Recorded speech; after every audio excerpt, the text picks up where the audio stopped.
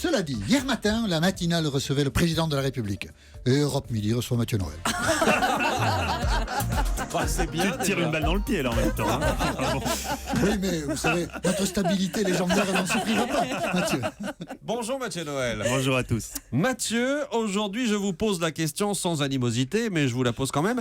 Quand on n'est pas foutu de prononcer correctement Zlatan Ibrahimovic et qu'on se couvre de ridicule en bégayant à l'antenne comme vous avez bégayé lundi, peut-on vraiment encore se foutre de la gueule des autres? Non. Effectivement, je ne peux pas l'éluder. Cet AVC de la langue qui m'a frappé lundi en plein direct est pour moi, le donneur de leçons hautain, un cruel revers sur lequel nous reviendrons. Il n'y a pas de raison que ce soit toujours vous qui passiez pour des brels et moi jamais. Calmez-vous quand même. Calmez-vous, car à la question de Jean-Michel qui s'est posé sur son blog, s'est empressé de poster l'extrait où je me vautre avec ce titre, Mathieu Noël, l'insupportable imposture d'un bègue. À sa question donc... C'est quelque chose qui pourrait vous inciter à lever le pied? La réponse, Jean-Michel, est non. Ou plutôt, devrais-je dire, la respuesta, Juan Michele, es no. En effet, avec son teint blafard et son nom d'antiseptique en spray, qui aurait cru qu'il était en fait un latin au sang chaud?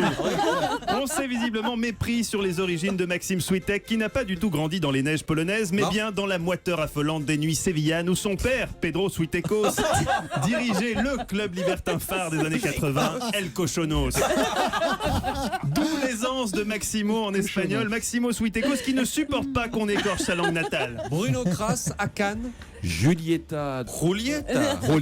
Ah oui, s'il vous plaît, quand même. oui, pardon. Julieta de Pedro Almodóvar. Si, como no, hombre.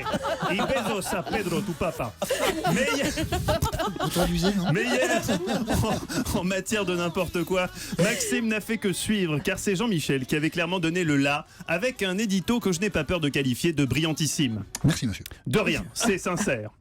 C'est tout l'honneur des grands éditorialistes d'Hubert Beuve-Méry à vous que d'avoir le courage de se saisir des grands problèmes de société, Eurovision, viol de chien, afin de donner aux auditeurs matière à réflexion. Et hier, l'angle était particulièrement bien trouvé, la problématique forte, le genre d'édito qui font bouger les lignes. Les Bleus vont se retrouver à Biarritz. Un bon moment de récupération et d'oxygénation au Pays Basque pour partir ensuite à la conquête du continent. Et franchement, sans chauvinisme aucun, ça c'est une bonne idée. Nom de Dieu, dans mes bras, Malraux. Il était bien, cet édito. C'était parfait, ne changez rien. Hier, nous étions évidemment en duplex de Cannes pour la suite du festival. Alors, dans l'histoire de la diplomatie française, il y aura eu deux approches. L'approche Talleyrand, tout en finesse, avec des attaques par la bande, et l'approche Bruno Kras. Frontale, expéditive, sanglante. Olivier Assayas pensait déjà avoir tout entendu sur son film. Il n'avait hélas pas encore entendu l'analyse de Bruno, le marteau-pilon fou, qui lui a porté l'estocade. Personal Shopper d'Olivier Assayas, ça risque d'être un peu plus compliqué. Ah, c'est ni fait ni à faire. Le film comme un camionneur, c'est une espèce d'histoire de fantôme pour les nuls. On comprend rien à l'histoire. Les personnages sont pas intéressants. Ça s'appelle un ratage. Malheureusement pour Olivier Assayas, qui est un gentil garçon. Malheureusement pour Assayas, qui est un gentil garçon, un beau compliment qui devrait n'en pas douter lui remonter le moral. Mais attention Bruno, la méchanceté est un boomerang qui revient parfois à l'envoyeur. J'en ai moi-même fait les frais lundi. Alors je vous préviens, il n'y a rien de drôle dans ce qui suit. Qui sait si ma soudaine incapacité à prononcer un mot n'est pas liée à mon accident de scooter jeudi dernier? Qui sait si je n'ai pas en fait été victime d'un traumatisme crânien et si je ne vais pas m'éteindre prématurément, fauché? En pleine ascension. En tout cas, ce n'était pas joli à voir. Au détour d'une question sur les prestations mitigées de Zlatan Ibrahimovic...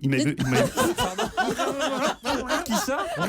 Prestations mitigées de Zlatan Ibrahimovic... Oh, j'arrive à jamais. Zlatan Ibrahimovic. Il a réussi. Dans ces moments-là, le soutien des proches est déterminant pour la guérison. Merci les amis. Enfin voilà, vous connaissez désormais mon Vous pouvez secret. pas le repasser? Stressé, je le referai une autre fois, il m'arrive de bégayer, je l'assume. Après tout, on a tous nos petits secrets, qu'ils soient d'ordre psychologique ou dermatologique, pas vrai Jean-Michel? Moi j'ai des oignons. Bon appétit. Heureusement, Non, pour je finir, démange, pour j'ai finir pas sur une d'oignons. touche glamour, il nous reste toujours Eva Rock. You are my first, my last, my everything, lui aurait murmuré son dernier amant Denis Baupin. avant de partir chercher des clopes et ne jamais revenir. Nouveau coup dur pour Eva, d'autant que, comme le dit si élégamment Maxime, à 43 ans, L'horloge tourne.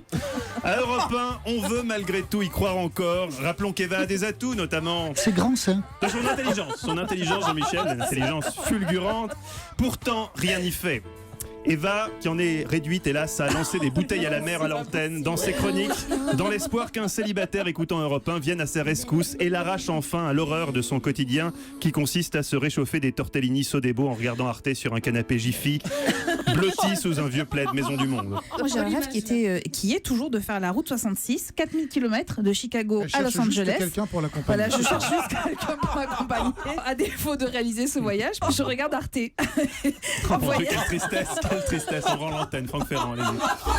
Pauvre Biquette, c'est vraiment horrible. On attend vos appels au 3921. Sortez-la de là.